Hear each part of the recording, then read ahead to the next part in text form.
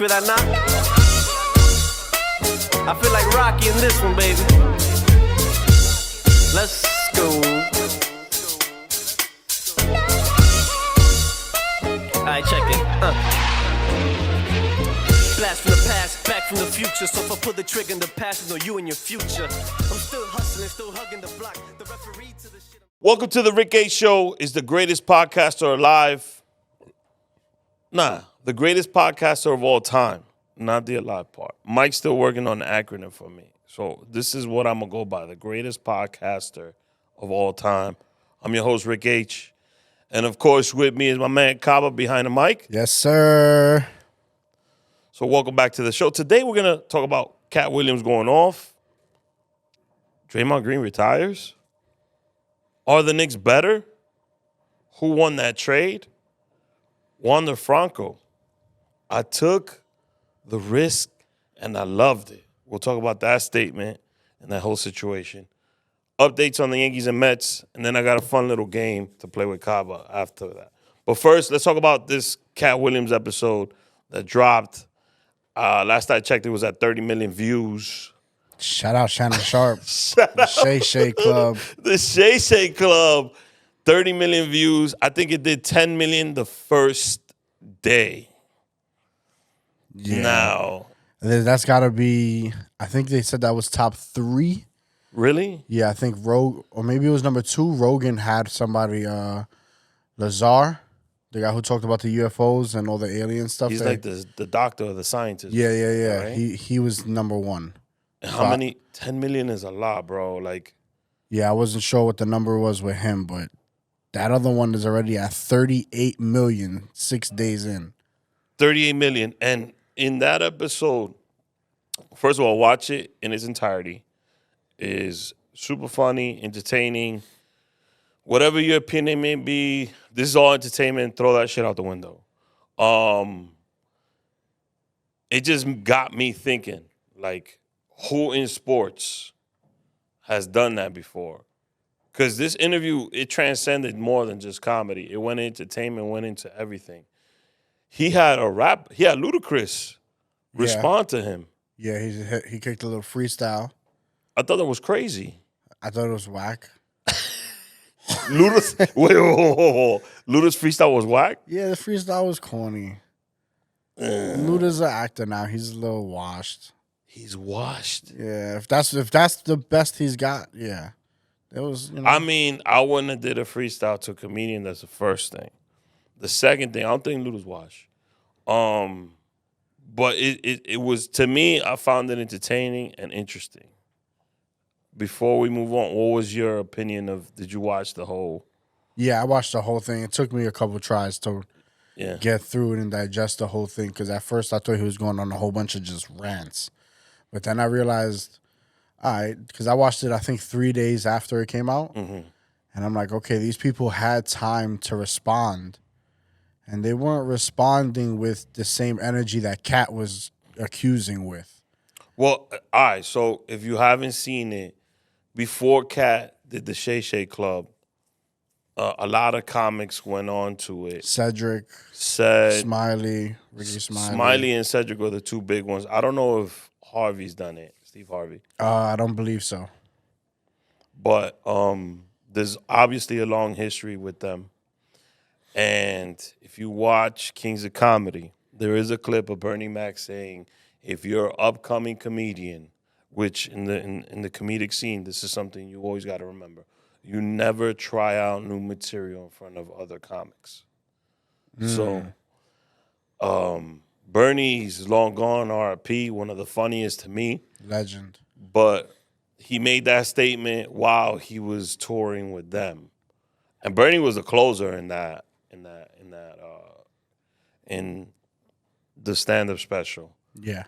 But turns out a lot of the stuff has come out to be true, regardless of what your opinion is on Katt Williams. It turns out Steve Harvey did steal a lot of jokes from Mark Curry. It turns out Ced did steal the closing. Closer, yeah. The thing with comics, man, the closer is hard. Like, your closing joke is the hardest thing to develop, right? It takes about almost a year to come up with a good closing joke. Because that's something you got to develop, try it out, tweak it. You even got to, like, your mentors, because in comedy you have to have mentors. That's why he mentions Mark Curry. He's like, Mark Curry helped me punch up that joke. And Katt did that on Comic View years before the Kings of Comedy. So I found that very interesting. Some people have replied. Cedric the Entertainer was on the red carpet for some award show, and he said, oh, there's bloggers nowadays. They just get on the internet and say stuff, and then people automatically believe it. But Katt came with his receipts. Yeah. And I appreciate that. It's going to seem like he came firing at everybody, but if you watch the whole interview. When I watched the whole thing, the first thing I thought is, okay, all the big takes that I got from it, they all had to have somebody or something that can come forward and back him up. Mm-hmm. And, for example, the Friday stuff. Ice Cube came forward and was Cube said 80% was true. So, yeah, the rape scene was not, but... Yeah, he was like, everything else is pretty legit. Yeah. So I was like, okay, that gave him more legitimacy to me. And Ricky Smiley kind of backtracked on his own radio show, which if I was a comic, I wouldn't do a freestyle. And I had like the pod. Like if Katt said something about me, I would address it in my own show. Yeah. A, I'm going to get the views. And B, I get to control the narrative. Ricky Smiley walked it back a little bit to what he was saying. Because in Ricky Smiley's original story, the role was his, and they had offered it to him. Yeah, they had reversed roles, basically, right? Yeah. Like he was the Santa, Katt was the Santa, and he was the pimp. And that all of a sudden Hollywood was like, nah, let's just switch this up. And Katt was like, how is that even possible? I wrote the role. Like I literally designed the character and everything. Yeah. He was like, I made them go get the car. I made them go get, I got my hair like that. I did, I turned them from a crackhead to a pimp in the movie. So, but shout out to Katt, man. Great interview. Shout out Shannon Sharp. Shannon, this is the thing. So the whole time, I'm a podcaster. I was watching Shannon. But at that point, like, there's no way. That's why he took a shot. And he's like, okay, like, I guess because Katt came firing. There's no way you continue, like, an episode the way you tried. He gave it effort. He kept going back to his cards. Yeah, but I felt like when you're in that point, it's kind of hard because Shannon has done this before. But when you're at that point, you got to start thinking, what's the viewer thinking that they're going to want to ask? Because you're freestyling at that point. Yeah. And you want to try to put the heat on Katt. And he did with one question where I was like, okay, Shannon's doing a lot better than what I thought. With the stray with Face On? The Face On question. And then there was something else. Like, why would he say that? Have you gone on tour with them previously? Oh, yeah. So I give it to Shannon Sharp. He held his own. Yeah. He adapted. I don't think nobody could prepare for that much. Not when your whole episode is obliterated after the intro. Katt went up there to address some stuff and get some stuff off his chest, and that's exactly what he did. And then he said he's taping a special in Philly. He did a video. He said, Kevin, I'm taping my special in Philly. I'm bringing $5 million with me.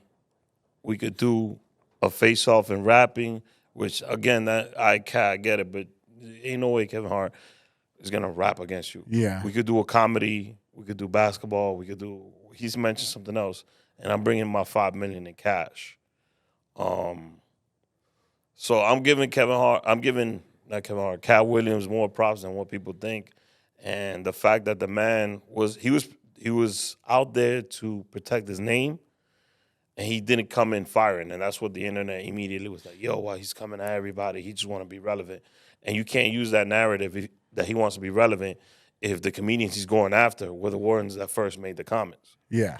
So he responded, and I bet you everybody wishes they could backtrack whatever they said now. A lot of comics, because they're going into the greats. Yeah, it's a lose-lose now. He said he don't stop either. Because they even pulled out some Mark Curry jokes. The internet is the truth serum, bro. They'll find it. They're going to find it. Old clips of Mark Curry that you could tell the video is grainy. It looks like some VHS period. And then they compare it with a lot of Steve Harvey stuff. And it did make a lot of sense to me because I remember when Mark Curry was shooting a pilot for a show that aired on television where he was the principal. Okay. Like, it was a different show besides Hanging with Mr. Cooper. Yeah, but the same premise. And then it got flipped, and it was Steve Harvey, and that's where it had the Dominican actor that ended up dying. I'm trying to remember that show. Was it called the Steve Harvey Show? Was that it? He did have the show called Steve Harvey Show. Is that the one you're talking about? Yeah, where he's the principal, and he has Romeo Santana in the show, and that's the show that Katt, I think, is alluding to. He had Cedric on that one. Of course, because that's his boy. Yeah, Merlin Santana. Yeah. Merlin, that's his name. Yeah. So, made a lot of sense. The internet's buzzing. When things like this happen, I like it because the internet goes and gets the receipts, and it's very entertaining for me. So, Katt's going to be talked about for the next couple of weeks. Is there a sports figure that you think could do that? Because, like, people thought Katt Williams was crazy. Do what? Like call everybody out on their bullshit? Yeah. Or do we have someone that's equivalent to that right now? I mean, it would have to be like, to me, it would have to be like a scenario. I like the scenario that Katt gave Shannon, where he told him, "You in here doing all this work in the gym, would you let the guy with steroids come in and, you know, think that he could bang with y'all?" And Shannon was like, "Hell no." So I was like, maybe that's the sport equivalent, but I can't think of one person. I He mean, mentioned the Roy's a couple of times. yeah, He mentioned lining up, like, okay, so far lining up like against Kevin Hart, allegedly, like if they're doing football. yeah, And he's like, this is like football. You think you might have the notoriety, but let's line up and let's see. yeah. Because you can't measure anybody's heart.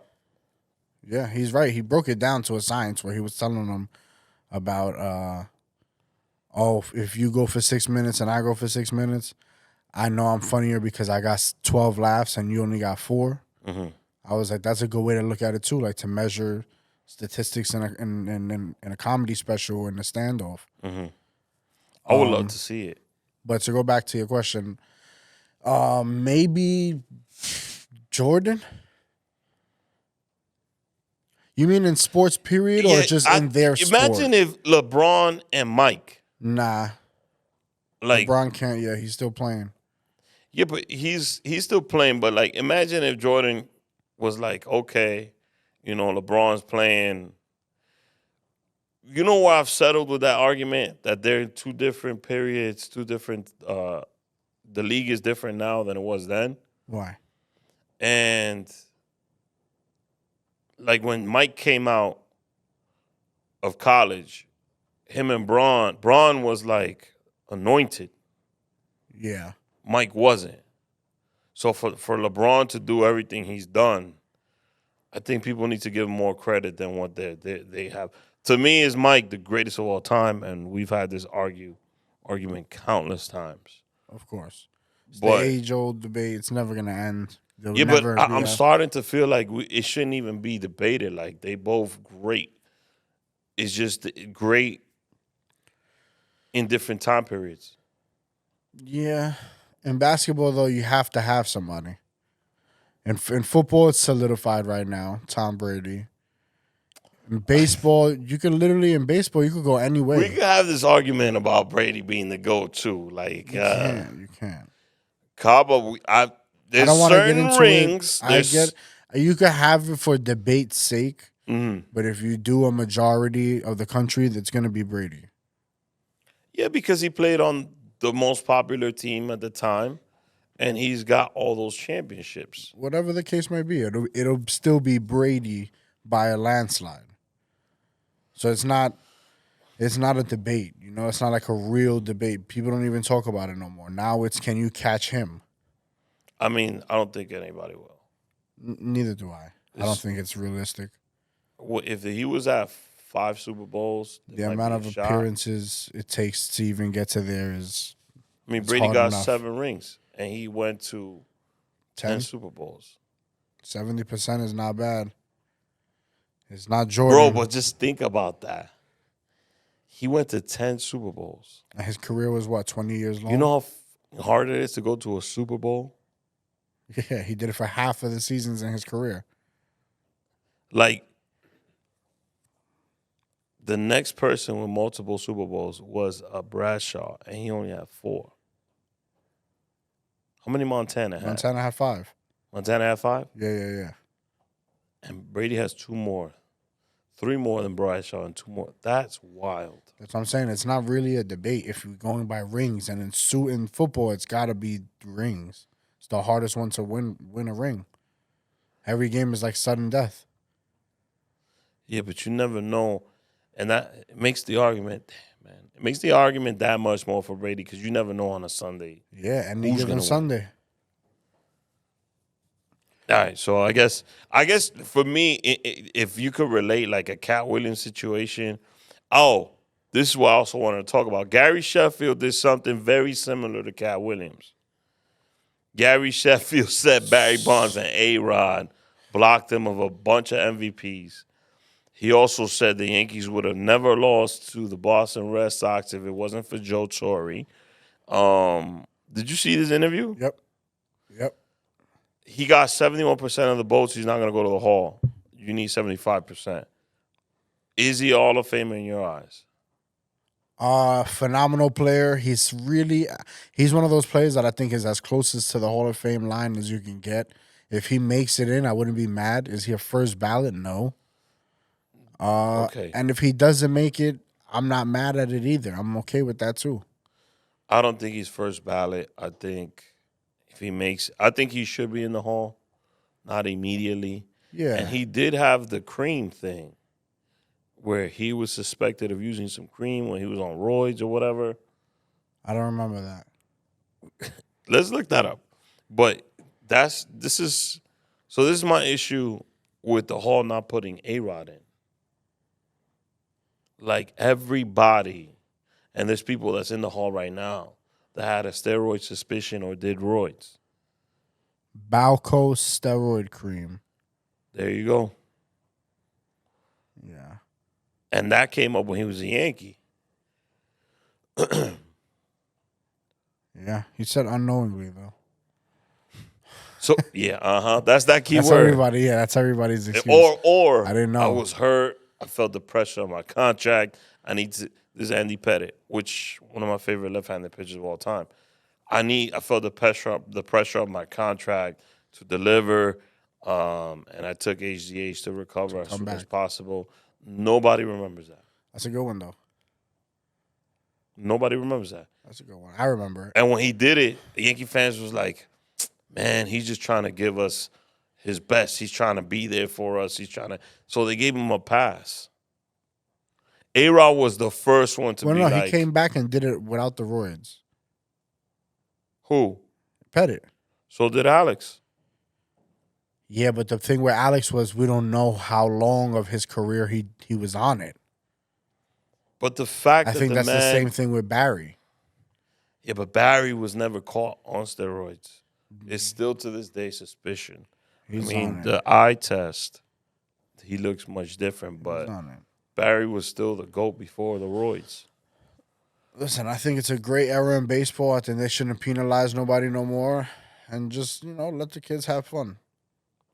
So, speaking of outspoken sports figures, my last thing on Sheffield, he did a couple things wrong. First of all, he threw Joe Torre under the bus.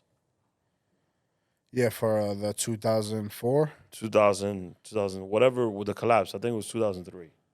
Or 2004. Yeah. Because 03 was the Marlins World Series. Up 3-0 and lost 4 straight. Yeah. He said the offense was doing their jobs. We would go back. And he's right. A-Rod was murdering Boston. The first 3 games. And then he says Mo's not available. That Joe Torre, just because Joe says Mo's not available, don't mean Mo's not going to be ready if a situation. like not everybody is Mo's human. And it happened the same night, and then they came back to the stadium, and the rest was history. But I don't think you blame that on just because Joe said, "Oh, Mo's not coming in." I mean, I think he also gave some of the blame to his bullpen choices. Because ultimately it was the bullpen that was blowing those games. Yeah. So I guess he was also trying to say, some of those pitchers shouldn't have been used in those situations, like the way they were used. And I guess Mo is the big name that he attached to it, which, I mean, yeah and no. It is what it is. You go down as a team. If you want to pinpoint, the bullpen somehow gave up runs. This was 20 years ago, and this man is still talking like this was like 2 weeks ago. That's my whole issue. Yeah, it's giving me like Paul Pierce vibes. Yeah, like, bro, give it up. All right, you were a great player. You lost, bro. Y'all lost. You're only gonna run your mouth and piss off the wrong people, and probably not make the Hall of Fame ballot. He's not gonna get called for Old Timers Day anytime soon. Yeah, for sure not. Yeah. So Draymond Green, man. How you feel about Draymond, first of all? As what? As a player, like a piece in the Warriors. I think His antics. Draymond's been celebrated as the enforcer now. And I think that's a good role for him. You can be the enforcer. I think the 10-10-10 or 10-8-8, whatever his peak was, that he was getting all-star games somehow with that, is, beyond me. His role was always overplayed, I think. His defense was there, but age and injuries caught up. I think his frustration of them losing catches up because he's been a winner most of his career. Whether it's been him or not, he's been a part of those teams. He has, but... So it's like whenever they're losing or getting their ass whipped, he's the first one to start kicking and punching literally the other players. And they say Cleveland won their chip because of him. Not because of him getting suspended. Oh, yeah, with the LeBron dick kick. Yeah. Yeah.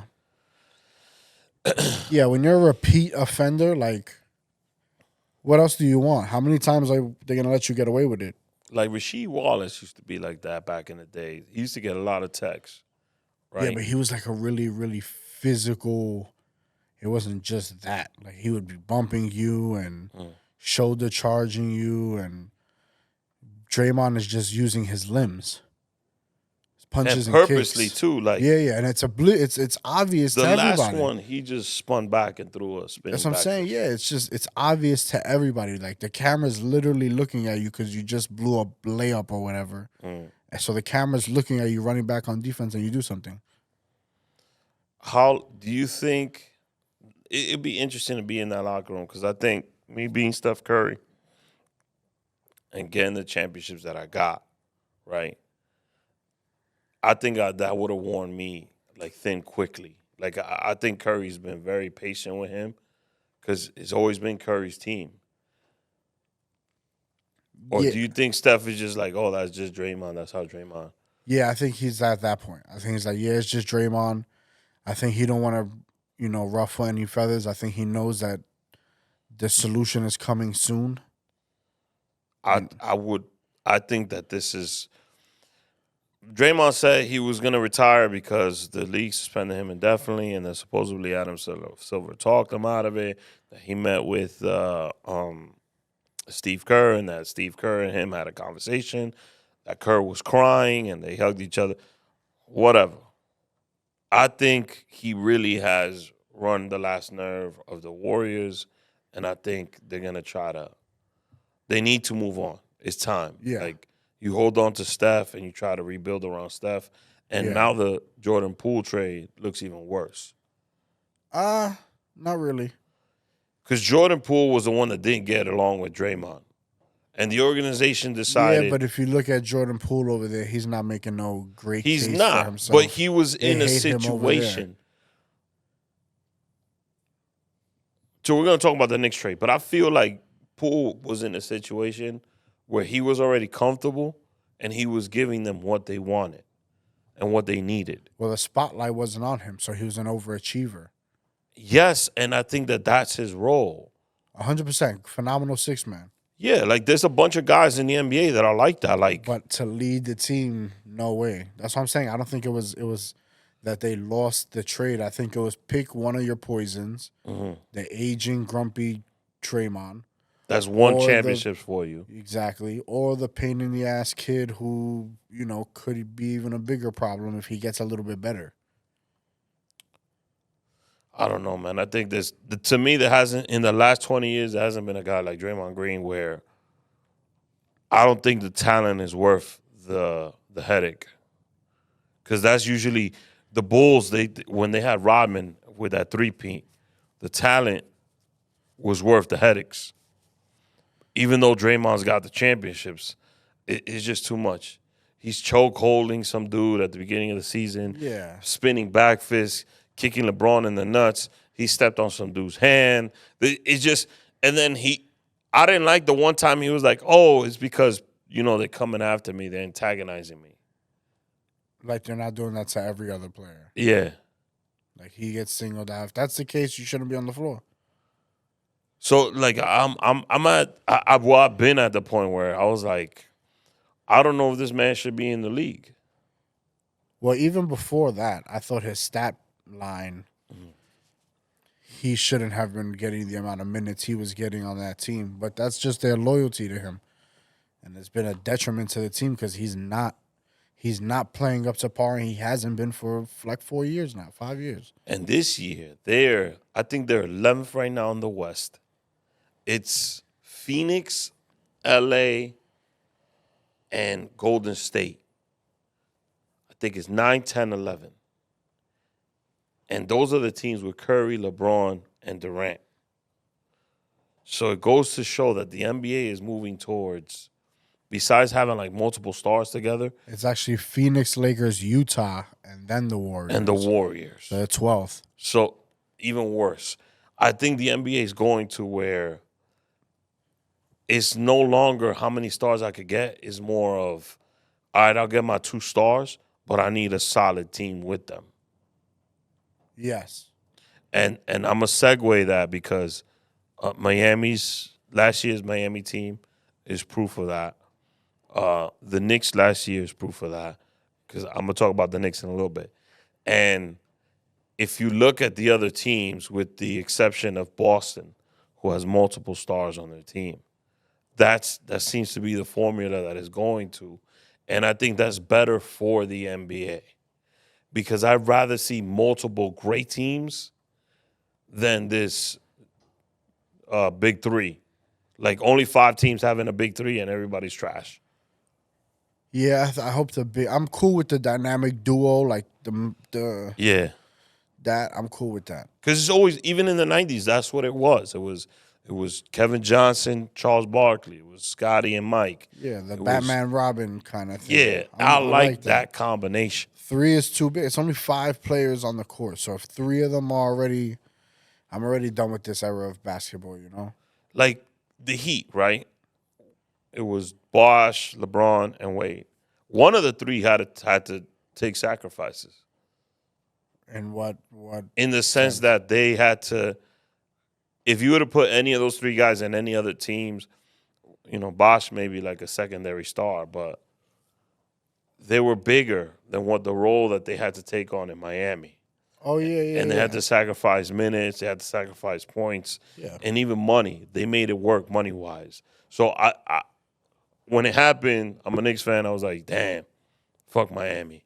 But in hindsight, what they were able to do as a collective, it was cool for a little bit, but then like the whole NBA did that, and it ruined basketball for me. Well, Boston already had won a chip and been to 2 of them the 2 previous years with their big 3. With their big before. 3. But that was a different story. They were the first ones to assemble in free agency. Mm-hmm. But that's just the way they try to categorize it against LeBron. But it was still the second big 3. There was still I don't see Boston's big 3. The Spurs big 3 was still crazy. As I Tony think Parker, Miami's big 3 was Ginobili. bigger than Boston's big 3, in my opinion. Well, you have to. You're not going to make a big 3 and then not be better than theirs. Because to me, the star of that Boston in the one beginning. what big three came after them? KG was the main player. But I'm saying whoever came, the big three that came after LeBron. Oh, with KD joining the Warriors. Would you say? KG joining the Warriors. KD. Yeah, that was. That was bigger than the LeBron Miami one. I don't think so because I've never seen Klay Thompson as a huge star. What? They had just won 73 games. Phenomenal shooter, but not a star. I mean, not a superstar. Okay, but do you think... Like, is Klay better than Chris Bosh? Yes, I was just going to ask you that, yes. Is he better than Wayne? I think Klay, and this is not to shit on Chris Bosh. We're not shitting. He contributed a lot to the chips. Neither Klay Thompson, by the way. But I think Klay has contributed a lot more important defensive plays and big-time shots in the playoffs that led to chips than Bosh did. 100%. So I would take him over Bosh. And if you're going to give the big three to them, then you would have to give it to the Warriors. I think Miami's big three. The reason why it was better is because you had a guard, a forward, and the center. There you got two guards that are shot creators. And a forward. And then a forward who's a shot creator. Who's like a unicorn, because to me, KD's the real unicorn. And at that point, they were still saying that Green was still the most important piece. I don't. They said that he's the manager of all their personalities, that he's the only reason why this all works. I think there was just I've never been like a big Draymond guy. I like guys like that do more than one thing, like a Josh Hart. I don't know what's the difference between Draymond and Brooks. Is it Brooks? Dylan Brooks, you talking about the guy that was talking about LeBron? Yeah. I don't see the difference in them. I mean, there's big difference quality-wise as far as... Now. But I'm saying when they were giving Draymond all-star game appearances, he was, to me, the same thing Dylan Brooks is now. I'm going to play. I'm going to get like 10, 5, and 7. And, I know Draymond went and got a couple of triple-doubles. They fill the stat sheet up. Yeah, but it's like... You weren't the main difference maker, but you would talk the most shit. So you would think that you were the number one player on that team. And it would irk the other players and stuff. And you would get into stupid stuff. And I think he's that same caliber of player. But I don't get why he gets a pass and Brooks don't. You know why Brooks don't get a pass? Because Draymond hit LeBron. And I guess he poked the bear with LeBron. It's because he lost. That's why, because he lost to LeBron. Brooks did that and then lost. Yeah, but so did Draymond. But I think that's why LeBron has it over Draymond, because he went on to beat Draymond. If Draymond would have shut LeBron up and won that year, it might have been different. The reason why there's a difference between Draymond and Brooks is because Brooks kind of feels like he's just trying to be a Draymond, as to Draymond is Draymond. You understand? Like, yeah.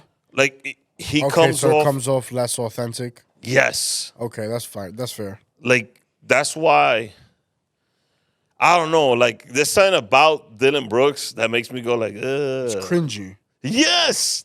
Yeah. I thought the same thing of Draymond, but now it's just built into Draymond's persona. Like, okay, yeah, but I think Draymond, like, you need a guy like Draymond, but not to act like Draymond. You understand? Like, you need a hustle guy like that. Yeah. But not a controlled person. Not that someone that's gonna like lose their cool in the middle of a finals and I think Draymond's suspended. I think Draymond's stuck in between roles right now where he should be coming off the bench, and he kind of should be. Okay, like, you kind of solidified yourself now. If this is what you want to do, be the Udonis Haslem. I mean, you would have to take a step back, but it's going to help the team, because you being out there on the field, on the court, is not helping anybody but the opposite team. Yeah, you're not that great on defense. You're a step slower on defense, and it's just it's hurting your team. And that chemistry, like they seem. For the last 2 years, to me, 3 years, the Warriors seem like out of it to me. Yeah, a lot of injuries. A lot of injuries took Clay basically out. I don't think we're ever going to see Clay be Clay again. Draymond, he's just declining, I guess, age. Mm-hmm. And then all the pieces around him have just been mixed matching pieces and plug and play. And it hasn't been nobody solid around them besides Andrew Wiggins. And it's crazy. He gives you like 19 to 21 points a game, but they don't really do anything for the game. Like he just quietly drops those in. Yeah. They don't really affect the game. And then I don't see that fire no more from Steph. Nah. Like I remember every night Steph gave you something. Like, did you see what Steph did this day or that day or how many? Even when they were losing, it would be a close game. Yeah. It seems like now it's just double digits or 9 points or there's only so much he could do when now there's literally no more distractions. Like who is he giving the ball to? Clay used to be in the corner going around picks and he's not. None of that is working anymore. Be. Yeah, that stuff is just it's done for. I think you just gotta Clay. I think can still shoot threes whenever you need him to come off the bench. I think you got to cut ties with Draymond, and I think you got to sign some guys and bring them in to help build a new team around Curry. And this Chris Paul move. Oh, yeah. That, first of all, that didn't make no sense when they did it. Yeah. And now Chris is out for the season. Like, Chris and Steph never saw eye to eye. They always saw each other, I'm playing Paul today. I'm going to get at him. I think what they thought was Clay is now falling off, but Curry could still run around all those screens, let him do the running around and come off the screens and pick and pop and shoot. And let Chris facilitate. But it just didn't work because Chris is not a threat to shoot anymore. No. So it's like, okay, you're kind of like Rondo almost. Like, okay, you dribble. I don't let you get in the paint. You can't lay up the ball on me. I'll take my chances now. I mean, I give Chris Paul his credit. Like, he did turn a couple franchises around completely. No, his passing is still phenomenal. Facilitator is still great IQ and everything. I don't think he'll ever win it. Well, he's not going to win a championship, but. Nah, he'll be with the Melo, Charles Barkley, the greats that just couldn't do it. You mentioned his name, man. That shit it hurts me every time. Melo, no championship. Yeah, the only thing is I feel like Melo could be like, okay, LeBron was in my way. Well, like Barkley, says Jordan. Jordan was in my way. But I don't think this guy has somebody. Like Chris Paul doesn't have somebody that he can say. Well, LeBron was in Chris's way a lot. And Chris early in his career couldn't do it with the Hornets. Nobody was really. And he had a great combination with Chandler when that was going. Yep. And then Chris could also say, because he went to the Clippers. The Lakers traded for him. The Lakers vetoed that trade, and he ended up with the Clippers. Denied it, yeah. He ends up with the Clippers. They are complete underachievers for how long? That was a bad big three, though. They were like a freaking. They had Jordan. They had a lot. They had Blake, him, DeAndre. They had Jamal Crawford at one point. Like they had a surplus of guys coming in and out every year that were just thinking, okay, I might be the missing piece to come in and just, click and win a championship. And it just never happened for them. That team is a mystery for me. The problem, though, that I saw was there wasn't a fit where on every big three, there's two guys that could create their own shot, right? Yeah, DeAndre wasn't really an offensive. And neither was Blake. Was more of rebound, dunk, lob. Both of them, yeah. So if they had like a starting player that could create their own shot, because Chris is not a. So that's what might have went wrong with that whole team. Well, Chris's inability to, really be a threat from three or long two. Mm-hmm. Mid-range and stuff people would respect. Yeah. But to really be a threat from out there, it hindered him. That's why he was such a good fit over there in Phoenix, because that's all they had was shooters around him. Booker. And then you just had DeAndre in the paint, Ayton. Mm-hmm. Now let's talk about my team real quick. So, team, I think the Knicks are a team. There is a piece that's still missing. So it hurt me to see RJ and IQ leave. Which one hurt more?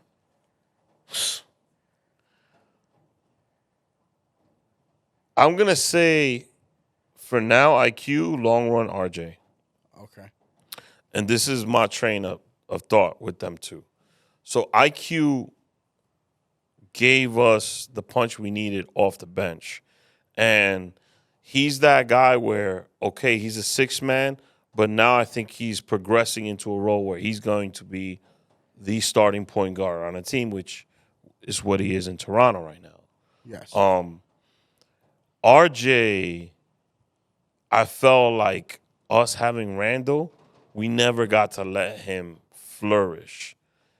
Because although it's a short stint with Toronto, you're seeing the rest of his game.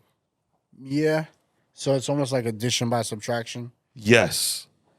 And the fact that, first of all, I don't know who won that trade at this point right now, but the fact that Toronto got them both, RJ for longer than IQ, and if they don't re-sign IQ, that's Yeah, right. As of right now, I give them the upper hand because they upgraded that roster. Just because you got two starters for one. That's clearly that's the only thing I could give them out of it right now. And you're matching them up with Siakam and Barnes. Yeah.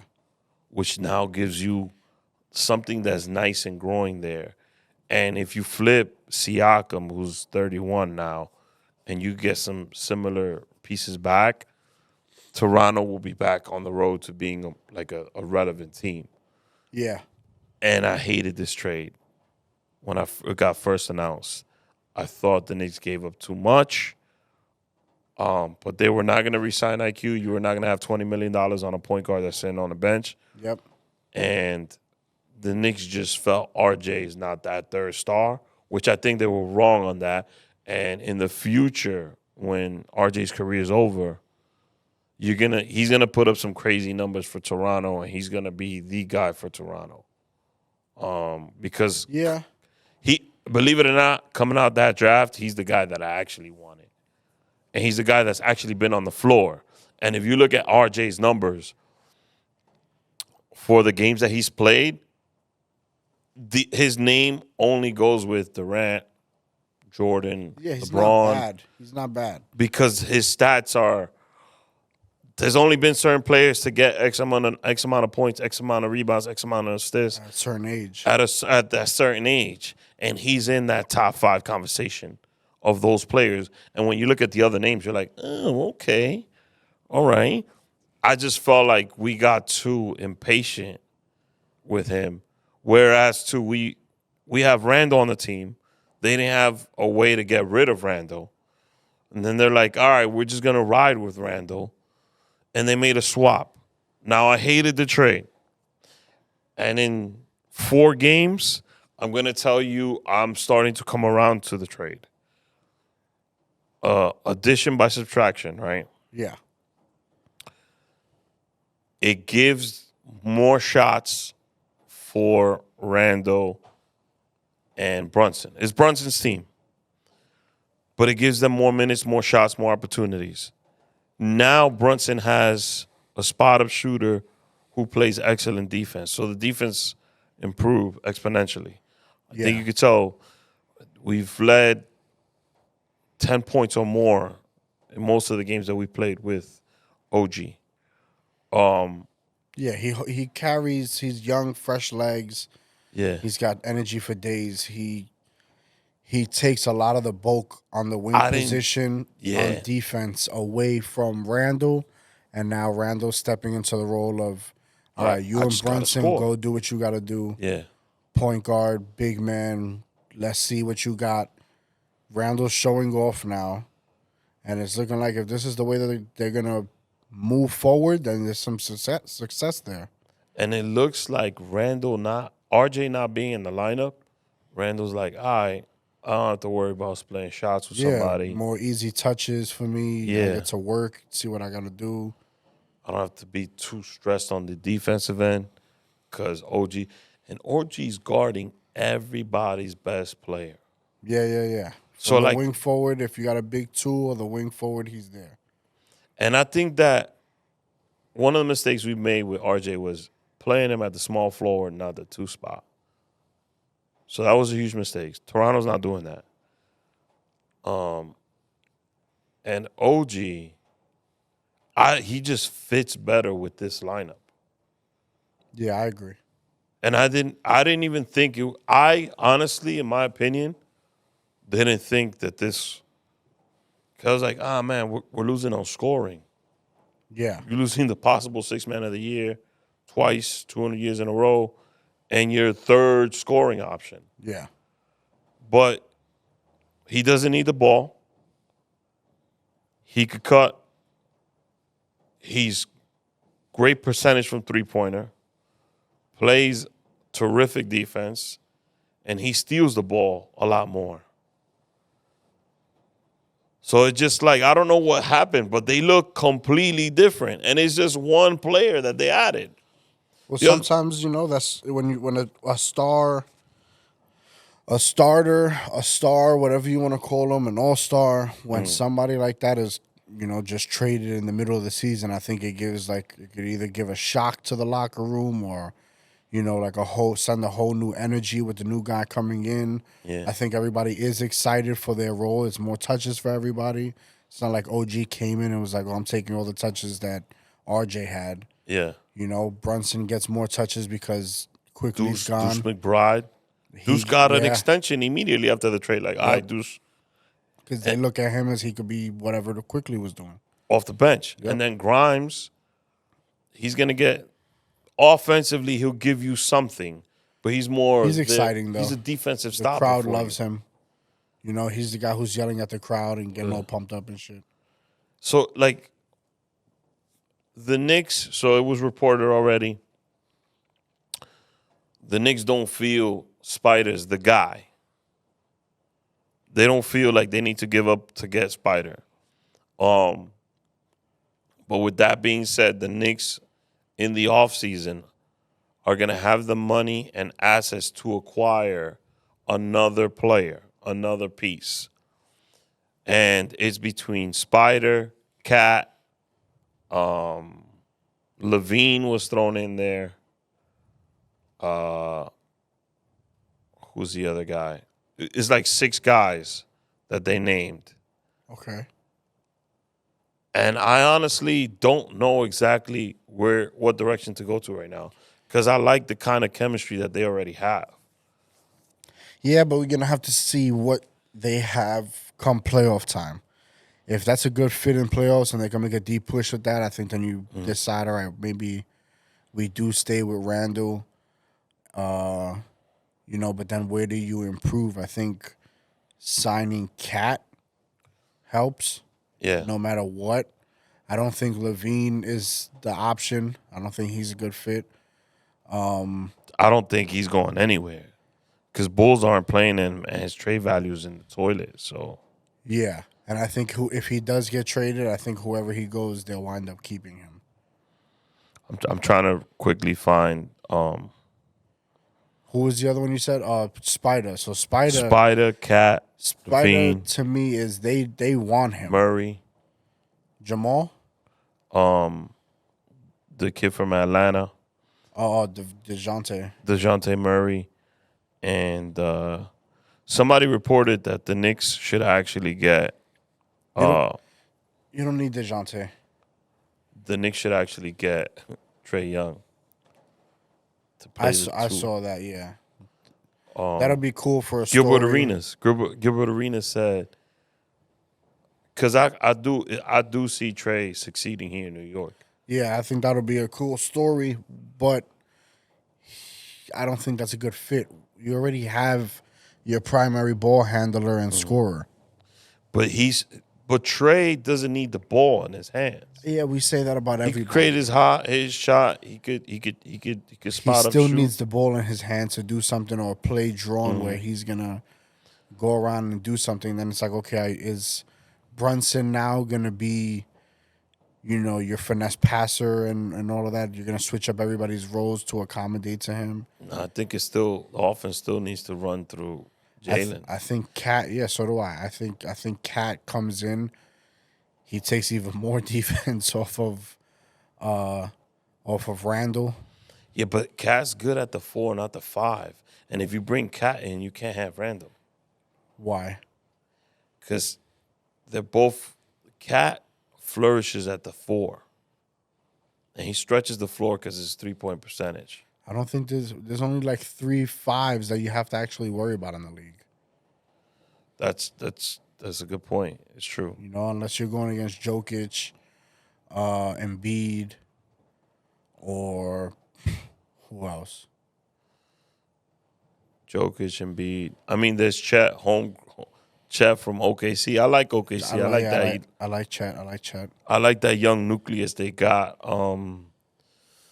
But he's not like a big center that you have to prepare for. Like Katt can hold that guy. He's basically a power forward. He's just huge. He's nimble. He's moving. So you think Katt's the best fit for this team? Out of that group of free agents that's there, I think Spider is the best fit. But really? Yeah, I think we would have a small backcourt then, like a really small backcourt. Yeah, but both of them are just. I think that would be a crazy dynamic. I like Spider because he's a dog, and I think that whole he doesn't fit us. So I think that's just them trying to just lower the value. Yeah, I think that's all that is. Put a little suppression on it for the season while we're playing. Let this team do what they could do. See what happens. 100%, they're gonna pursue him harder than everybody else. I just don't want to. Like, I'm nervous because we're at a time where we got the assets. The team is perfect. It just needs that one piece. But identifying that one piece, and because of this trade, I'm going to give Leon Rose in the front office the benefit of the doubt that they kind of know exactly what they want. Because the first thing was when they signed Brunson. Everybody was like, you're giving this guy too much money. He's not a star. It was one playoff series. Like, everybody was. And now Brunson's probably the most underpaid player in the league. Yeah. $20 million a season. I mean, I can't go against that. Some part of me wants to say it could just be lightning in a bottle and a couple overachievers on the team. And I think you guys were using Randall wrong the entire time, and I think now him coming into a solidified role for himself that he's really comfortable in. You think Randall's going to flourish more? For the rest of this season in that role, yeah. As long as he's in this role right here, where it's just them two that are worried about on offense and everything, we'll see what we get from the rest of the guys. But, me and Brunson every night are going to go out and know that we got to get 25 each. I think they like that role. And who I think that piece might be for us, and he's not available? I would like to see Bridges on the Knicks. Nah, which one? Brooklyn. Mikal Bridges. We're not letting him go. I know y'all not. He's not going nowhere. We got to find out how to get his brother. I know y'all not, and I think that I like him as a player, and I think he would fit. And the fact that he's a Nova Cat and those guys, DiVincenzo has been awesome. And he's going to get more shots now. Yeah. Because RJ's looks are going to go to him. Yeah, that was a really good sign in the offseason. Again, people were like, why? This is the move, the big move you guys did, blah, blah, blah. And now everybody, they like him. And then this trade. So to me, I'm going to take the wait-and-see approach with the front office. I think so far they've done a good job putting this team together. And I think Tibbs has to make a small adjustment to the way he coaches and he runs the lineup up and maybe opening up his rotation a little bit more. But I think he'll figure it out. He got a lot more options now to play with on defense. Mm-hmm. The little schemes that he can run and stuff. So I know he's in the lab having fun. And OG is a prototypical player for him. Yeah. So trade made a lot of sense. Like I said, it's more even than what I thought because of what the Knicks were getting and what it would create for them. And Toronto got two beautiful pieces that they could build on, but we'll see who won that trade. Yeah, like I said, I think it's a pretty even trade. I think both teams come out as winners. If I had to pick one, the only reason I'll say Toronto is they got two starters. They got out two of it. starters. That's it. So I want to talk to you about this Wander Franco thing.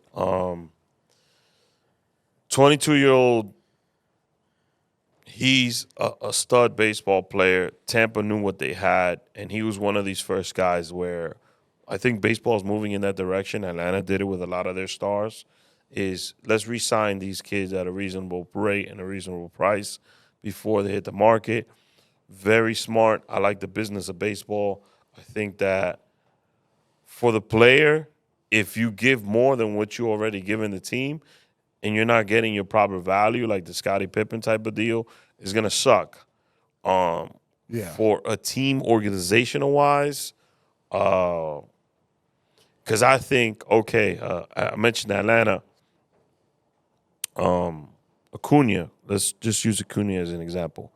Acuna is getting, I don't know how much money Atlanta's paying him, but obviously his worth is a lot more. But I think the players are noticing the team could give me this amount of money, and then they still have the cap space to get more guys to help me win championships. And I could make the rest of in endorsements. That's what Ohtani did, essentially. Yeah. He basically did it for them. Yeah. He told LA, hey, give me $2 million, and I'll make the rest up in endorsements. Yeah, I think that it'll suck if somebody winds up getting like the similar Scottie Pippen story. But I think if they really look at it, if the team is trending upward, then give it a shot like he did with the Braves. Obviously, they were already making moves. I look at the kid that signed that crazy deal that hasn't played yet with Milwaukee. The Brewers. Yeah. The Brewers are always that team that you don't hear about for 150 games, and then in the last 12 you find out that they're fighting for the wild card or they're about to win their division or so it's like even that one was a good one. Yeah. I think him signing with Tampa was a really good move. Amazing move for Tampa, small market team. Don't spend all the money. Exactly. Yeah. They got a crazy good deal. They were literally telling him, hopefully we get more players that we can sign to stuff like this in your 11, 12 years, whatever. I think it was 11 years. I think it was like 11 year, 12-year deal, whatever it was. 180 something. Making him essentially the Tampa Bay. Yeah, right. The first one. Yeah. Because everybody else is gone. Everybody else has came and went. How many players? Tampa has been the breeding ground for elite players for a while now. Yeah, and give it to Tampa's scouting department. They find these guys constantly. One phone call away. They tinker with pitching. They were the first ones to be like, "Hey, we're not gonna have a fifth starter. We'll eat up the bullpen." Yep. Now, where it took a turn was, he was having allegedly. And this trigger warning because this conversation is about to get a little bit more serious than what it is.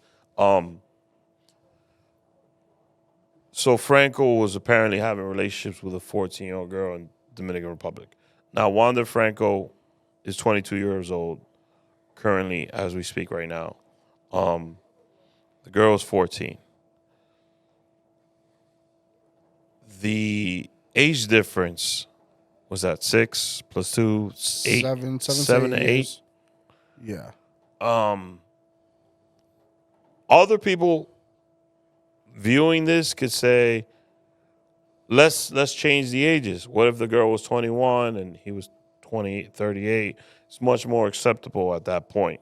Yeah. But then you have the factor that that's a woman. It's an adult at that point. That she's an adult. Yeah. Her brain's developed and she can make conscious decisions for her own. And children are easily impressionable and easily manipulated. Yeah. And it was in the reports and the documents.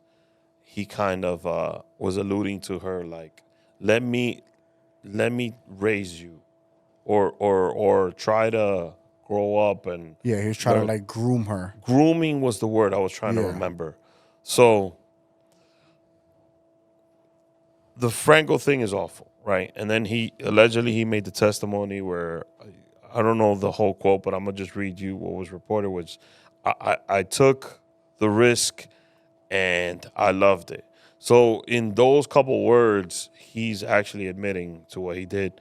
I think he pleaded not guilty or whatever, and they're still investigating the trial. Trial's still ongoing.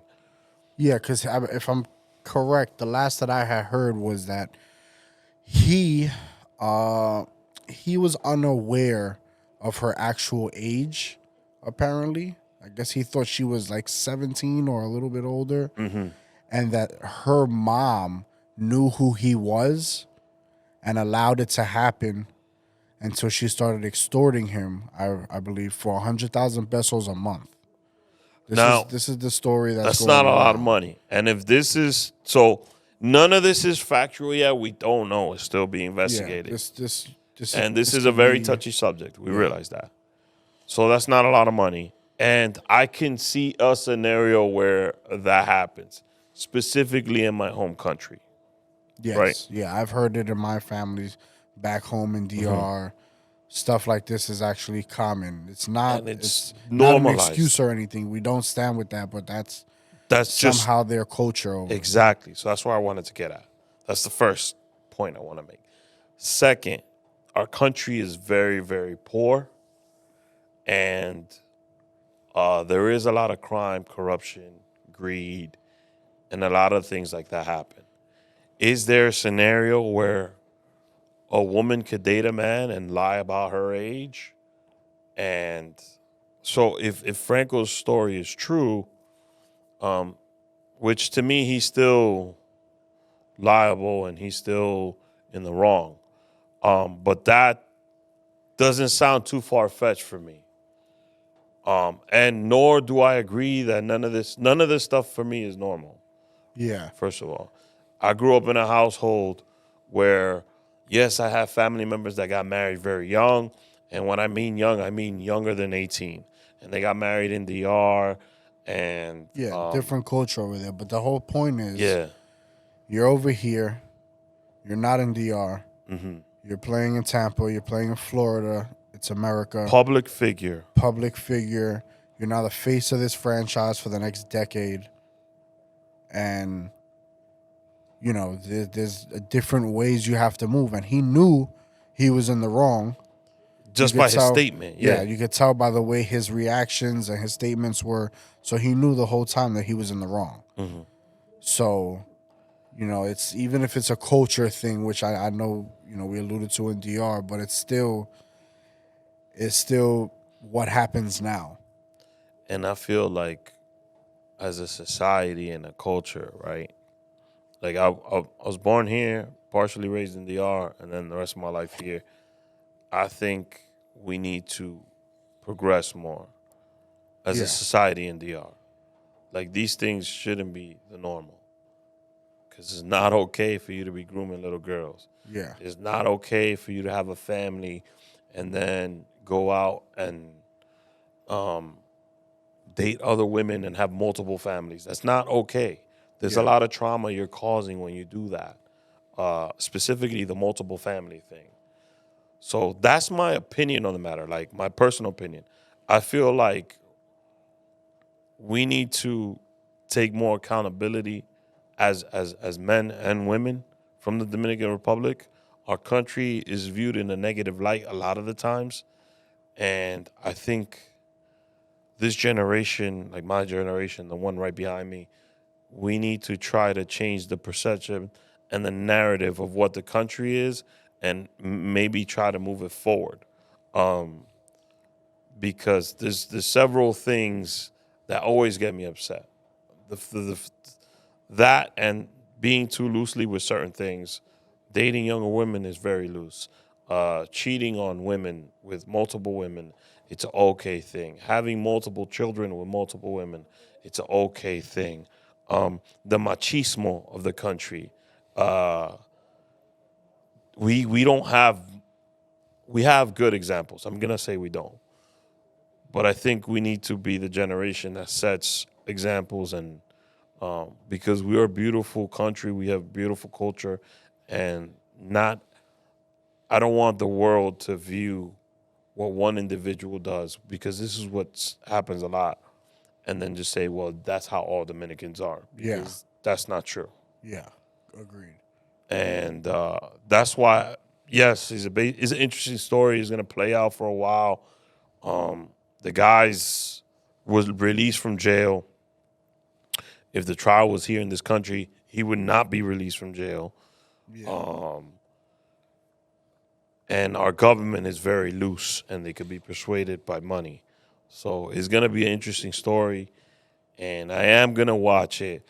But in my personal opinion, I don't think he ever plays baseball in the U.S. again unless he's found, like, innocent of all charges. Nah, I think even if he is, and it's by the Dominican court and stuff, I don't think the U.S. will care. And he's married. I think there's zero chance that he plays next season. I don't think he's going to play for Tampa ever again.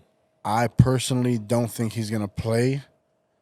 I don't know what's going to have to happen to have his contract voided so that Tampa gets out of that, but that will happen. They're will find something. I know everybody's out there like, oh, no, the baseball contracts are so guaranteed and this. They will find something that has never happened before. The union's going to will happen. The union will fight it, but they're going to realize what this is. Yeah. And they're going to be like, okay, you know what? We get it. We're supposed to fight for these players, but this one, we got to let it slide because of what he's done. Yeah. So hopefully DR does the right thing on this case, man, and they handle it the right way. The interesting part of the story was I thought that was like his girlfriend and that was his only person. The man is married. So when he left the courthouse, he got picked up by his wife. Yes. Who's like his high school sweetheart. Well, it wasn't only, if I'm not mistaken, it's up to 3 girls now. It's 2 of them confirmed that came forward. Which becomes predatory at that point. It's 2 of them that came forward, and then 1 more that they're investigating. I guess that they saw messages from him. So it's looking worse and worse. Well, DR, I hope you get it right, and let's do better as a society. That's why I wanted to talk about it, because I feel like, and even still to this day, like people won't say it on camera. They won't say it. There's people in our that are influential people. I'm gonna say that they're just like, oh, eso no es mal. Yeah, and just brush it off to the side. Oh, eso no es mal. Eso allá. Las cosas son así allá, and it can't be. We can't. We gotta hold ourselves to a different standard. Yeah, we gotta move better as a people. Yeah. So, that's my take on that. That's the heavy stuff of the pod. Yeah, I don't have anything more to like. First of all, I want the whole story to play out. I've never been one to crucify someone too early because look at the Trevor Bauer situation. Man got thrown out of baseball. And as it turns out, they just had like rough intercourse, him and the girl, and it was completely consensual, and she was trying to extort him. So, and he lost what, 2.5 years? 2.5 years, and he lost a ton of money. He's available, and he would look nice in a Mets jersey. I'll tell you that. I'll take that. It seems like we're bargain hunting right now, the New York Mets, and we signed Severino. I love Sevy. He's a great pitcher, 1-year deal. See what we get from him. We signed Bobby from Milwaukee, which he's not even going to play next season. This is for 2025. So I guess the Mets are bargain hunting now. And if I want to do bargain hunting, I would go with a pitcher that he might have. He might have something left in the tank, and I think Bauer, if somebody takes a gamble, yeah, the media is going to kill you, but it might be worth the risk. That's all I'm saying, because I am not happy with what we've done this offseason. There's not one move or one trade or one signing that I feel like, oh, we did something, we're on the right path. We struck out with Yamamoto. We offered $325 million. Why can't we take that $325 million and, I don't really want Blake Snell, but call Blake Snell. Call Jordan Montgomery. There's no urgency. The Yankees made a nice trade. I'm going to say it was a organizational shifting trade. They got a star that's 25 years old, and he's built perfect for that system. He's built perfect for that ballpark. But since then, quiet on the home front. And the Mets, like, yeah, but we didn't get Yamamoto. There's a difference because why I think it is because at least our names are still being tossed around actively with all these top free agents that are still available and some trade targets. Yeah. You don't hear about that from the Mets. No, they're not even in the conversation. Like, we're not even talking to Blake Snell. The top free agents. You hear Blake Snell. He wants to come to the Yankees. You hear Montgomery. You hear that he might actually be salty to sign an extension with the Yankees. And that he wants to go to Texas. Yes, he might want to stay there. You hear trade talks with I'm sorry, what's his name? From Miami.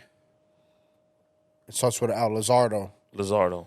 You hear trade talks with Luzardo that are heating up. Sometimes they get cold and they're heating back up. Yankees in on Hader, out on Hader. Marcus Stroman, we were out on him. 12 hours later, mutual interest. Mutual interest from each other. You know, so not even Marcus Stroman, New York Mets. So even the good, that's the only reason why I'm not quick to punish my Yankees yet. Like, yeah, we still need moves to happen, but at least we're still active, and those players have not left the market. If these players were leaving the market and we had nothing to show for it, then I would be pissed off too.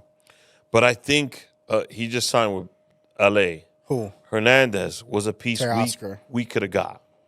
The Mets. Yeah, but I don't think that he would have fit us. My whole worry now is, and I think it's the same thing that happens with Teoscar, is Teoscar fits anywhere on any team. He's one of those players.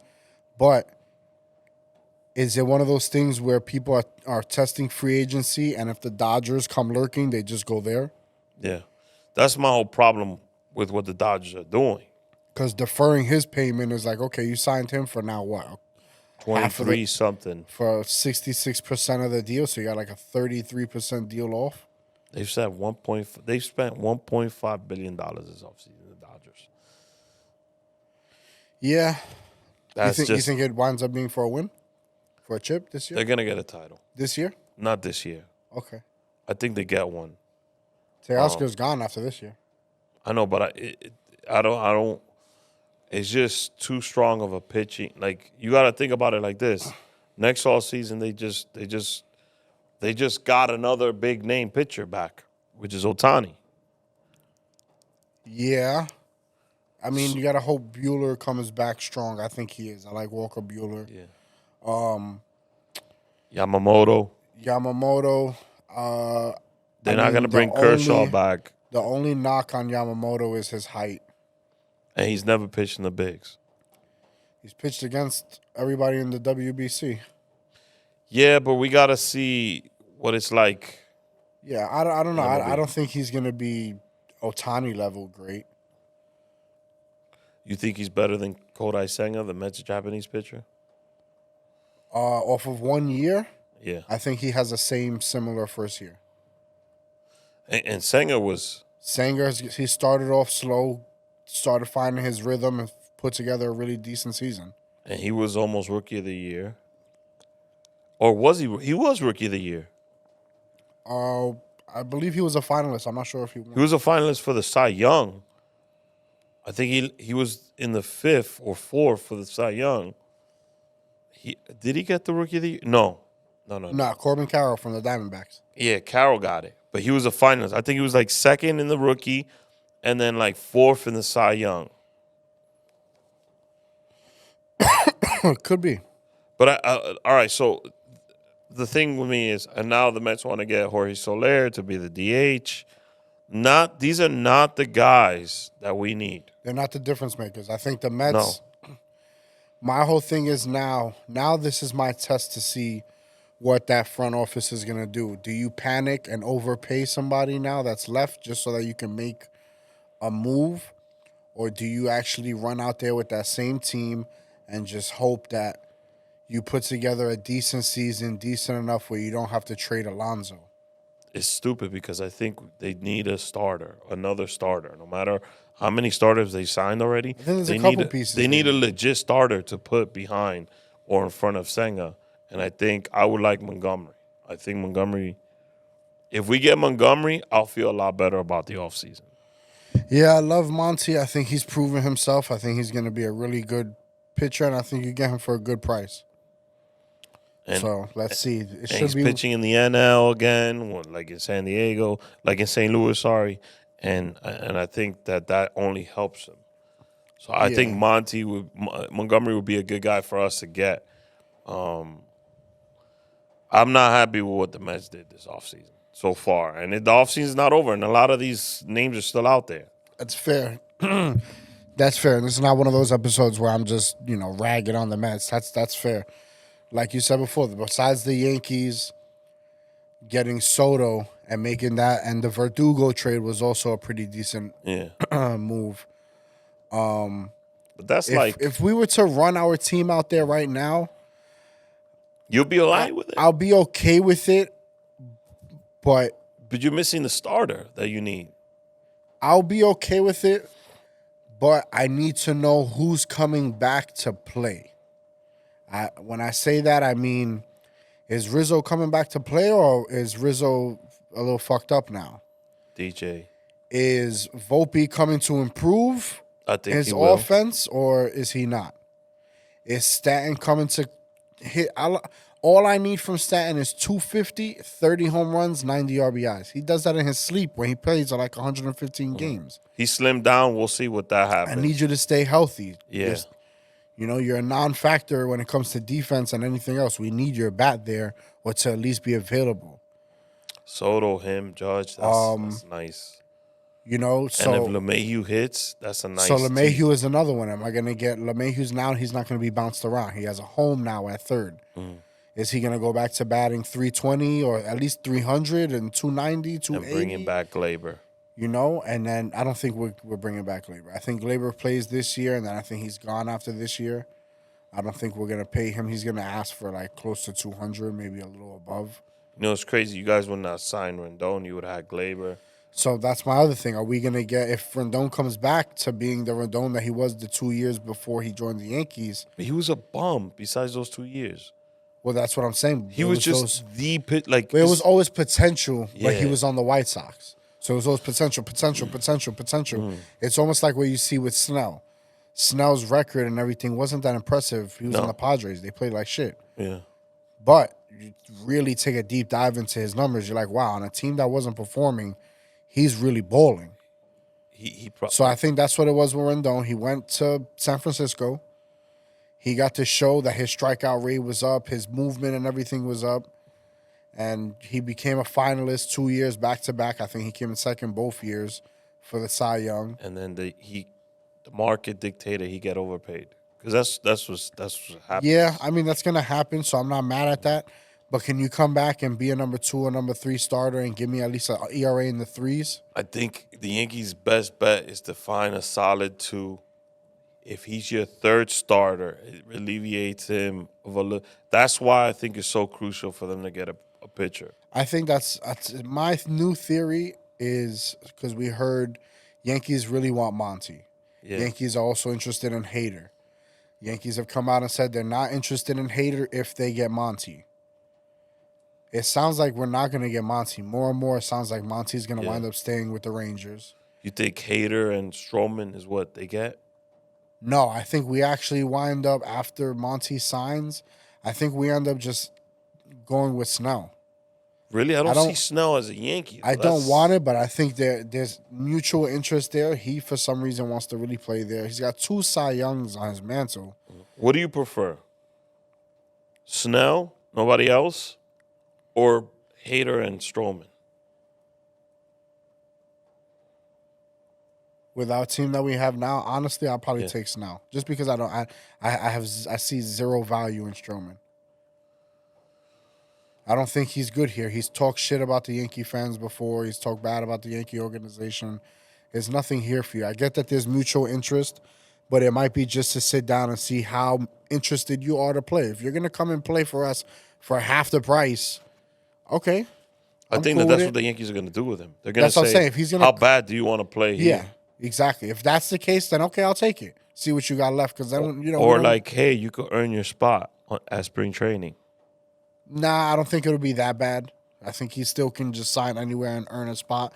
But I do think he would have to, if we give him a contract, he would have to do something, maybe incentives or something, because he's also always hurt. Like a nice base, couple million, and then you meet Snell- these numbers, you get extra money. Snell was great when he was with Tampa. He knows everybody in our He knows the division, AL East. Yeah, yeah.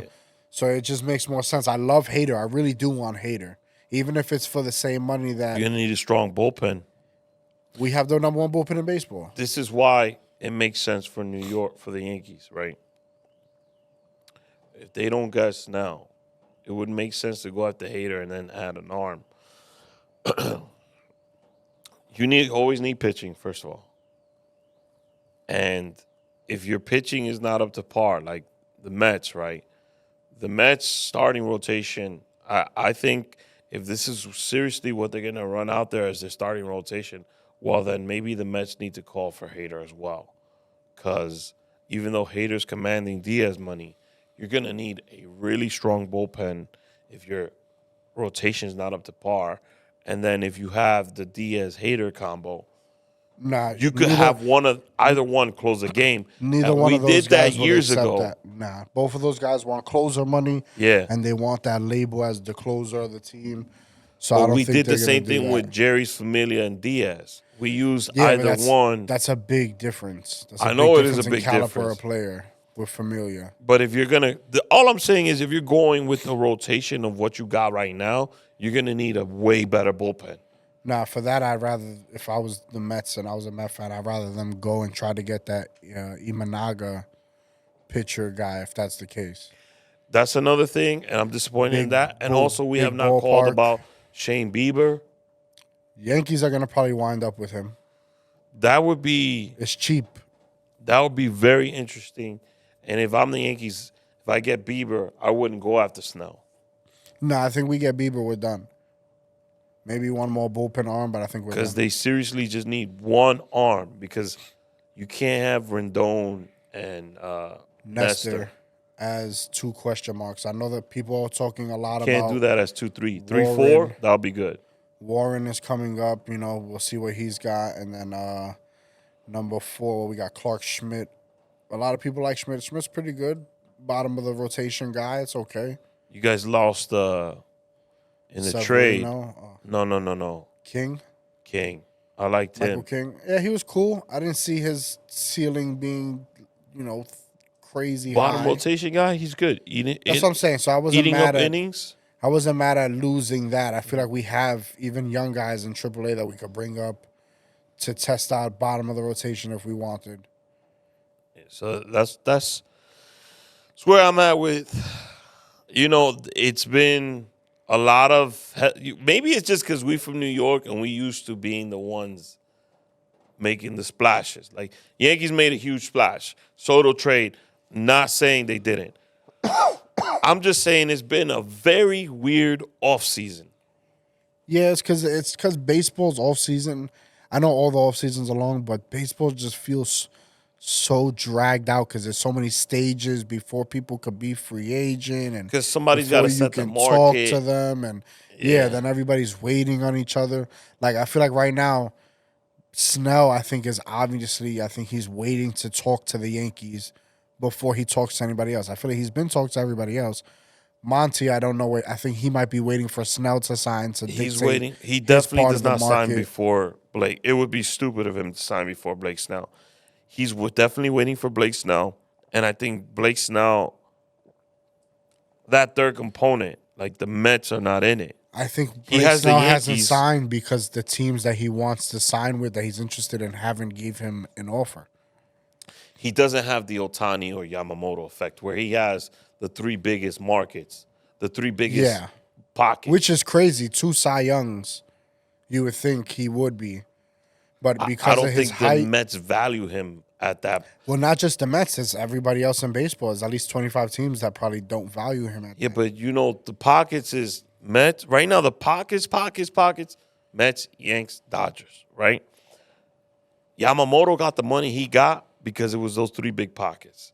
Ohtani is Ohtani. That dude is the best baseball player we're going to see in our generation. Yeah. But Snell doesn't have that competing opponent. Like, if Snell goes to the Yankees, like, to negotiate, that's going to be the price. Because there's no other team that's going to up this. There's no Mets. Like, there's no Dodgers on the other side for him. So, to drive the price up? yeah, that's what I mean. Like, he doesn't have that component. So, I think Snell signs in February, as a matter of fact. Because he waits out. Then a small market team will make an offer. He'll use that. He'll go to the Yankees. Then the Yankees will – that's where the Yankees are going to put their offer in. Okay, I can see that. It's kind of like the Yamamoto, the Mets offer this, Yankees offer the most per year, Then but he the goes least to total. LA. And then he goes to LA like, yo, this is what they're offering me. And this is what – but he wanted to be in LA, period. I'm not sold on that. I think he wanted to be in LA, period. I think he got what he wanted. He's Everything like, that he was saying or that they were saying about him, it could just be wrong. But everything that they were saying about him was, he didn't want to share the spotlight. He wanted a chance at doing this, and he wanted to do this. he wanted to be in a big city, yada, yada, yada. Yeah, that stays true for LA, but He did just get in terms to play, of though. I think there was even a rumor that was going around that said he didn't want to even be on the team with another big Japanese star. No, what I was hearing was that he wanted to play with another Japanese player, which he ended up doing because he's with Ohtani, and he's in a big market. And all only happens because Ohtani makes that deal. He shifted the market, man. But like we predicted here, Soto will go down first, then Ohtani, and that's exactly how it happened. The rest hasn't played out exactly because certain teams aren't interested in certain Well, a lot pieces. of the pieces haven't even fell since then. And look at Bellinger. He's still That's what I'm available saying. too. Yamamoto is the only big one that's fell since then, right? Yeah. Nobody else big has really signed. No, I mean, Or unless been you traded. count IKF going to Toronto. People are hype about Chris Sale going to the Braves, but I don't think that's That's going to be his not- resurrection thing. I think his career is done. No, I think he gives him some innings. He doesn't do much. IKF going to Toronto, though, that's big news right there. That's franchise. IKF loved you, buddy. He's, whatever. Imagine being a Blue Jays fan. You're like, That's you missed out on everybody and you winded thought up with Ohtani IKF. was coming. Well, isn't that what happened with the Yankees? When we signed IKF, I forgot who was a free agent that year, but that's who we were going for. Harper. Yeah. It was Harper, Machado. Yeah. Wasn't it that year? Yeah, and you're thinking, yo, Gotta get one. Manny, we getting one of the two, and then you end up with IKF. Yeah. And not only IKF, but Josh Donaldson. Yeah, we also gave away Didi that year. Didi, Gary, a bunch of players. Yeah. Crazy time. All right, so I want to talking about baseball. Baseball is always known for some interesting names.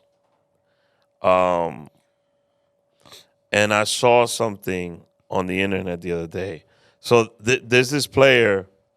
When I was a kid, my cousin, we all play fantasy baseball, basketball, football.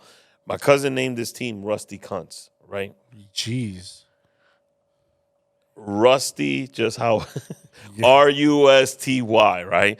Cunts, though, was Kuntz. So Rusty Cunts. Mm-hmm. That's legit baseball player. That's his name, right? So I want to play this game. I'm going to give you a name. You tell me if it's a real player or not. Okay. All right? Some of these shits is crazy. Okay. Let's go with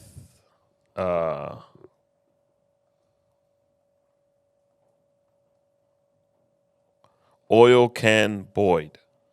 Oil Can, that's real. Shout out Oil Can. Oil Can Boyd. Yeah, that's a real name. All right.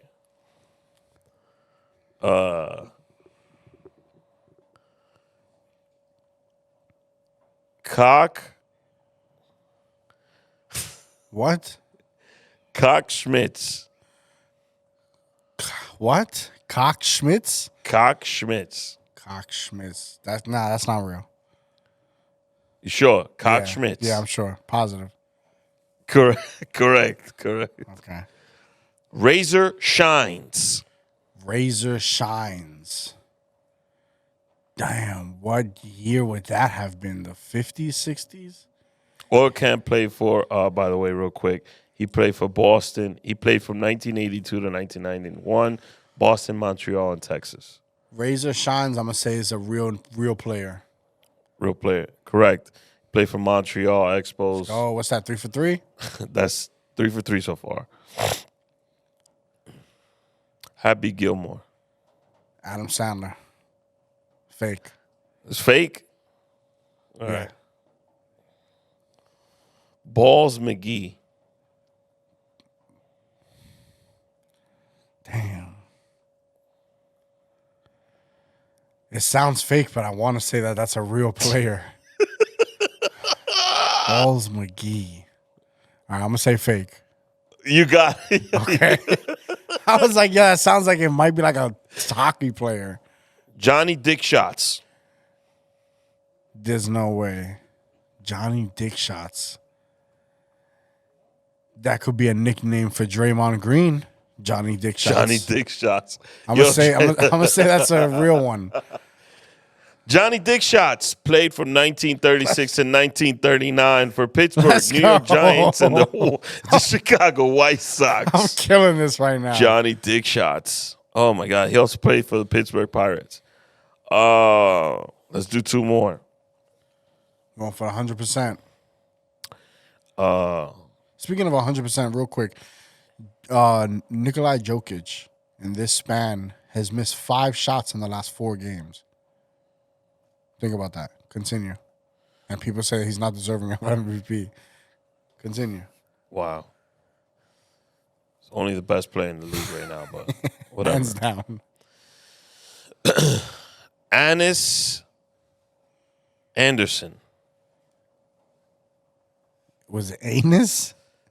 It's pronounced Anis. Anis. Anis Anderson. Okay, I'm going to say real. Anus Cantor. Yeah, real. Nah. Nah? Nah. Damn. There goes Last my one. 100%. Pete Lecoq.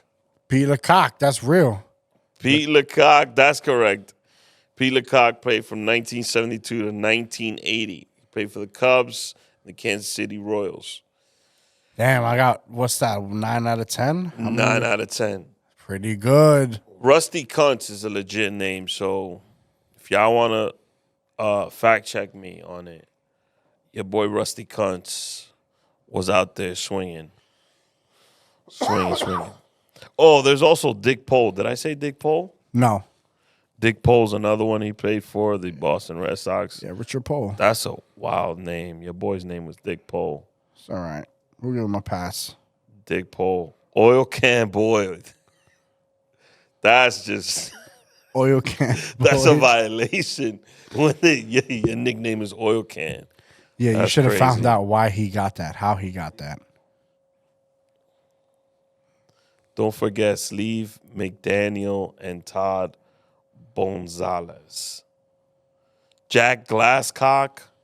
These are people that are, Coco Crisp, all-time favorite. One of my all-time favorite names. Yeah. And Shout out Milton Coco Crisp. Bradley. Milton Bradley, yeah. So there's also Dick Lovelady. Okay. Langston's Millage, the standout minor league player for the New York Mets. Langston's Millage. Dude was supposed to be like this 5-tool player for the Mets. This wasn't even that long ago. This was early 2000s. Somebody else said Danny Mendick. That's your boy's name. Vinegar Ben Menzel. That's a good one. Vinegar Ben? Vinegar Ben Menzel. Rusty Kuntz is named a couple times here. Boofer Bonson. Wow. Your boy's name is Boofer. Bobby Boucher.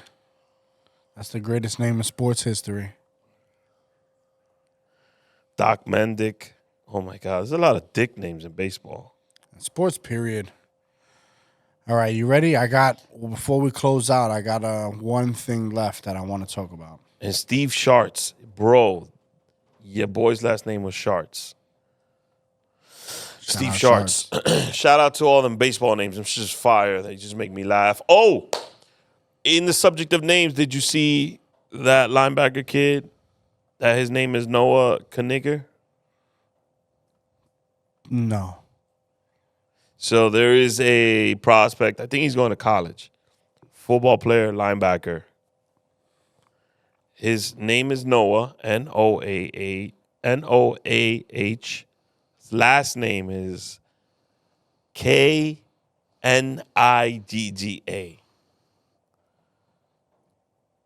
Very interesting.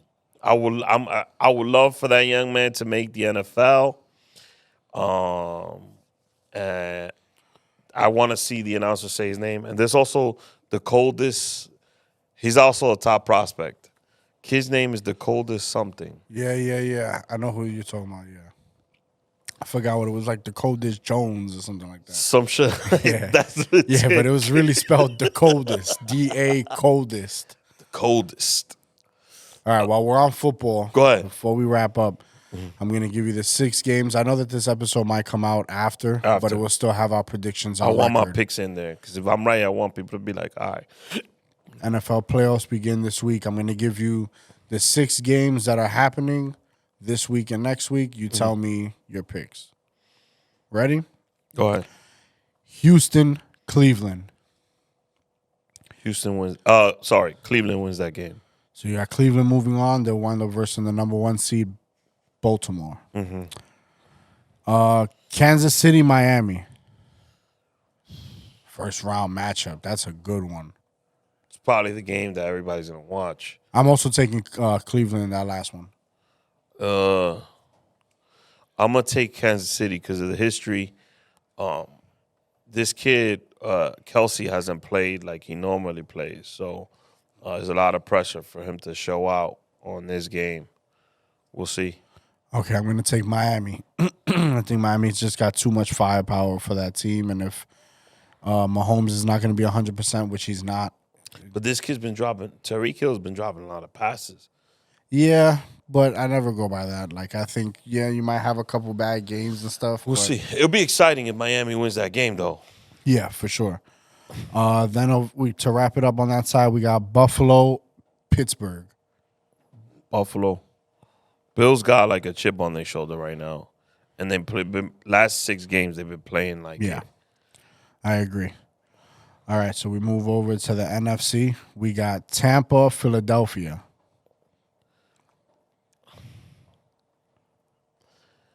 I know Hurts' finger got dislocated during the game and they lost A.J. Brown.